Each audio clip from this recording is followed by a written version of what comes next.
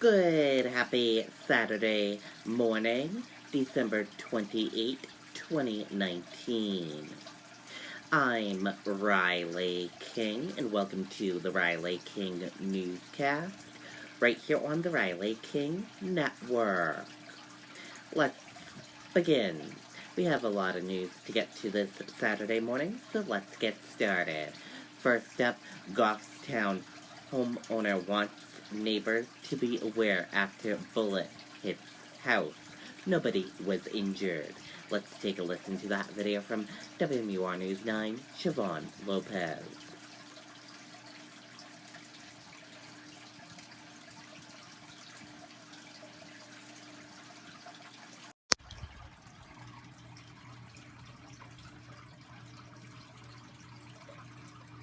Chapel Tractor has been in our family since 1955, when great-grandfather Pearlie and our grandfather George I don't want to have to hit the floor every time I hear, gunfire in my neighborhood. Chris Camerata often hears gunshots echoing through his Goffstown neighborhood, but what happened Friday morning was a first. We could hear gunfire. It was like rat-tat-tat-tat-tat-tat, and then next thing we knew, we just heard a loud bang.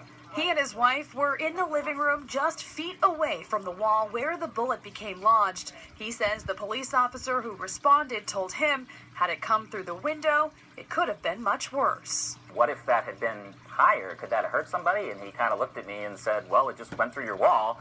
It's a little crazy to think that you could just be sitting in your house having coffee on a Friday morning and get shot. There are no gun ranges in the area. The gunshots likely came from a private property. Camerata wants to get the word out so his neighbors in the Snook Road area are aware for the safety of themselves and pets. But there's also a hope that whoever pulled the trigger might realize they need to be safer when shooting. I'm hoping someone would see this and say, oh, I think, this is so-and-so who may not be aware that when they missed their target, there could be some really bad unintended consequences. Anyone with information should contact Goffstown Police. Reporting in Goffstown, Siobhan Lopez, WMUR News 9. Okay, and there you go on that video and that report.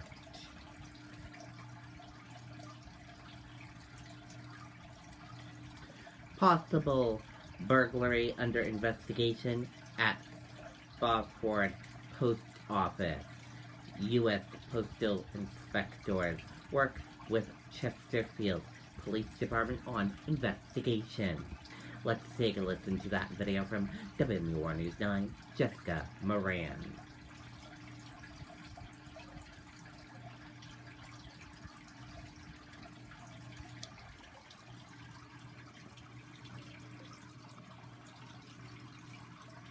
Strict attention to detail. That's what sets Kubota construction equipment apart. It's how we It's terrible. It's just it's a nice small town here. Kind of crazy, there's not much in the post office but letters. It's unfortunate, especially Christmas time. People in the small community of Spofford are surprised to learn authorities are investigating a report of a burglary at the local post office. I think it's a pretty sad situation, especially in the holidays, that someone would be so desperate that they would feel like they have to break into the post office in such a small village. Chesterfield police alerted the public the Spofford post office would be closed this morning for an undetermined amount of time, and they asked people to avoid the small building. Meanwhile, investigators went in and out of the back of the post office with evidence bags. They also checked a dumpster on the property and interviewed neighbors. The U.S. Postal Inspection Service is the law enforcement arm of the Postal Service. They're releasing very few details and saying in part, today, postal inspectors along with the Chesterfield Police Department responded to the Spofford, New Hampshire post office following a report of a burglary. Those that live or visit Spofford often say this kind of activity is unusual.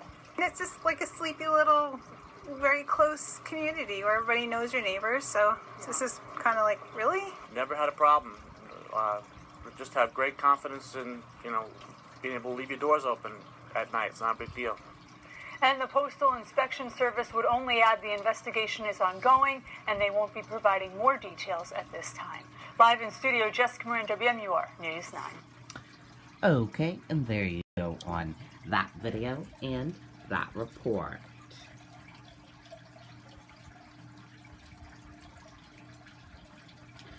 Person dies after attending Manchester event linked to norovirus outbreak. Investigators say they do not know if the person's death is related to outbreak.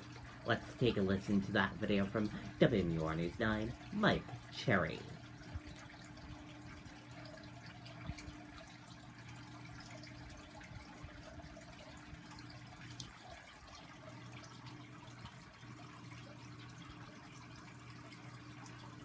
Chapel Tractor has been in our family since 1955, when great-grandfather Pearlie and our grandfather George decided to sell.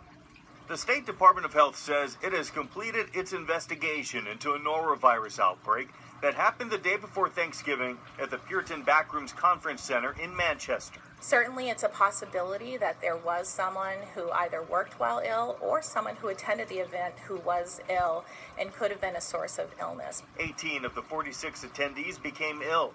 Officials say one person from that group, who has not been identified, died days later. We are not sure whether this person passed away due to the norovirus infection or not. The Manchester Health Department also conducted its own investigation, inspecting the food as well as the restaurant's preparation and sanitization methods. It found no violations. In its report, officials noted, had there been an imminent hazard, immediate action would have been taken. What we do is we compare those who became ill and compare what they ate compared to those who did not become ill, trying to look for something that stands out as a potential cause of illness, and we didn't find any. Officials say norovirus is very common this time of year, causing gastrointestinal illness. Symptoms usually become prominent within the first 12 to 36 hours. It typically resolves on its own after a few days. However, it does make you feel extremely ill, and you can have many episodes of vomiting and diarrhea. The concern there, of course, is that you can become very dehydrated, so it's important to drink lots of fluids and get rest. They urge the public to maintain clean hygiene, washing hands often, especially before eating or serving food, and stay home if you feel ill. In a statement to News 9, the Puritan expressed its sympathies to the family of the deceased and said in part, promoting public health and excellent food safety practices are top priorities of the Puritan. The Puritan is confident that we are doing everything we can to maintain those safe and best practices every day. Okay, and there you go on that video and that report.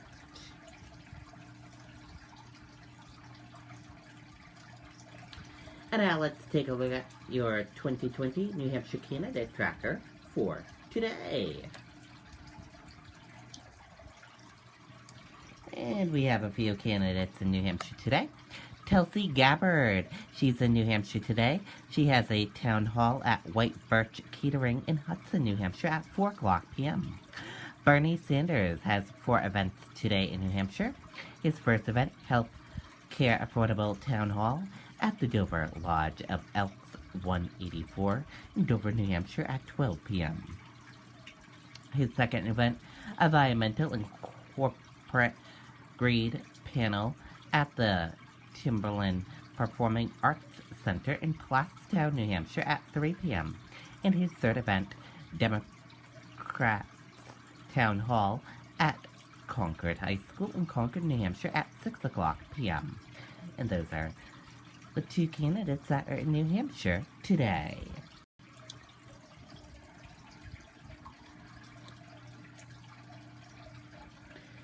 Flames destroy a 120-year-old Concord mansion as firefighters struggle with water supply.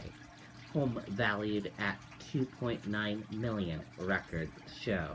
Let's take a listen to that video from WCVB Boston.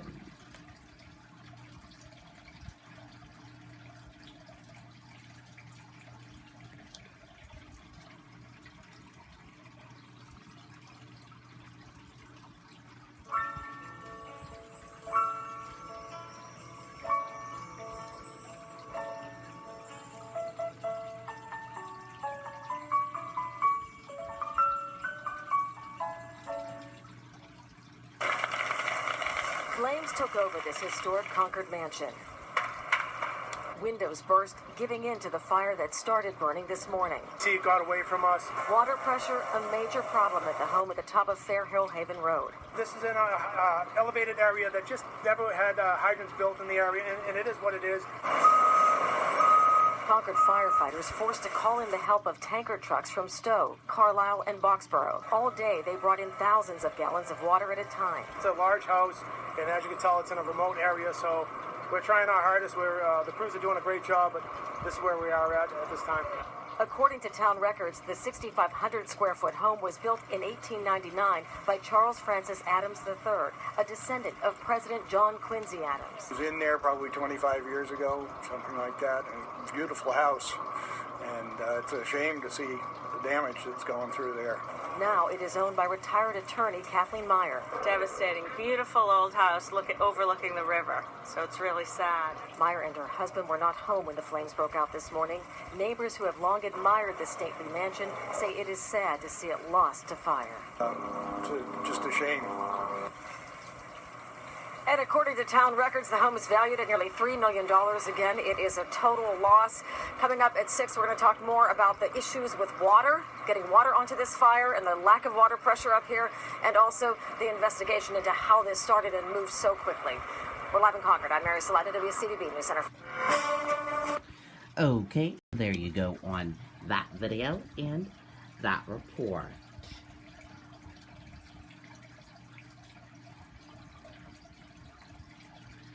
Suspect killed in officer-involved shooting in Limerick.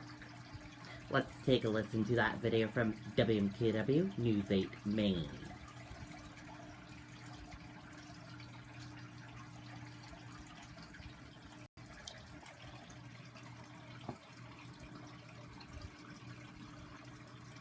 It's time to share the love at Patriot Subaru. Through January 2nd, Subaru will donate $250 for every new car sold. You can choose Strive or Ruth's Reusable Resources, and that is how we share the love. Patriot Subaru, Saco. Take you to the scene of this breaking news we've been following. Told you about this at the top of the show. This is in Limerick right now, where there's an investigation underway after a deadly officer-involved shooting. We're told it involved a York County Sheriff deputy and a robbery suspect. Happened at the Dollar General there, right on Route 11 in downtown Limerick. The State's Attorney General office is investigating. You can see crews are still on the scene, an active scene here tonight. We're going to get many more details, so of course stay tuned here on News 8 for the latest coming up tomorrow morning, and also of course anytime on WMPW.com. Okay, and there you go on that video and that report.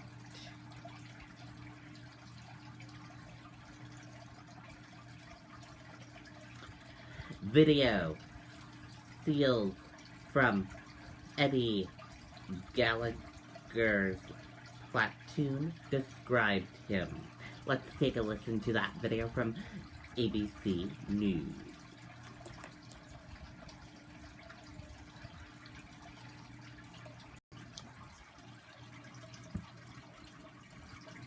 The chilling headline about a retired Navy SEAL acquitted of war crimes. The New York Times obtaining confidential interviews of fellow SEALs describing Special Operations Chief Eddie Gallagher as, quote, evil and toxic. The SEALs accusing him of targeting civilians, including children. Gallagher appearing with President Trump here during a recent visit to Mar-a-Lago. The president ignoring Pentagon leaders intervening in the case on Gallagher's behalf. Here's ABC's Will Carr tonight. Tonight, in these chilling videos, Navy SEALs are seen accusing one of their own of war crimes. I think he just wants to kill anybody he can. You can tell he was perfectly okay with killing anybody. The men seen in civilian clothing were interviewed for an investigation into Eddie Gallagher's alleged war crimes in 2017, including the murder of a wounded ISIS fighter in Iraq. Some of the Navy SEALs nervously recounting Gallagher spiraling out of control, one even calling him evil. The guy was toxic. The guy got crazier and crazier. In video obtained by the New York Times for a documentary series called The Weekly, you can see the teenage ISIS fighter barely conscious.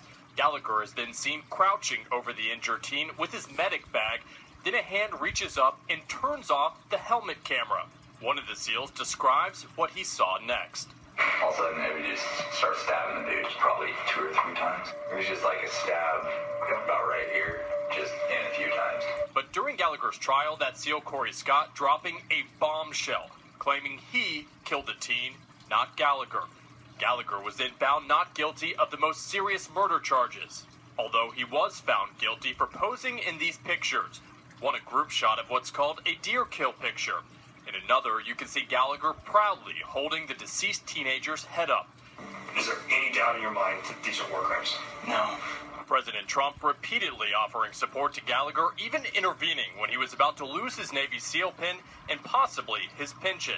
I wanted to take his pin away, and I said, no, you're not going to take it away. He was a great fighter. Just before Christmas, Gallagher proudly posting a picture on Instagram with his wife and the president at Mar-a-Lago. Tonight, Gallagher's attorney firing back, saying it's the men in these videos who are to blame. This was a small group of individuals who didn't like their chief because he was pushing them too hard. They didn't like the mission. They were afraid of the combat that they were enduring over there. It wasn't what they wanted, and they just wanted to get rid of their chief. Will Carr joins us live. Gallagher's attorney there going after those SEALs who spoke out, personally attacking their bravery. And tonight, Gallagher's releasing a statement.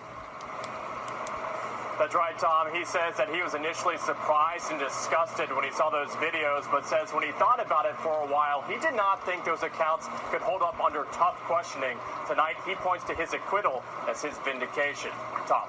Will Carr for us tonight. Will, thank you. Okay, and there you go on that video and that report.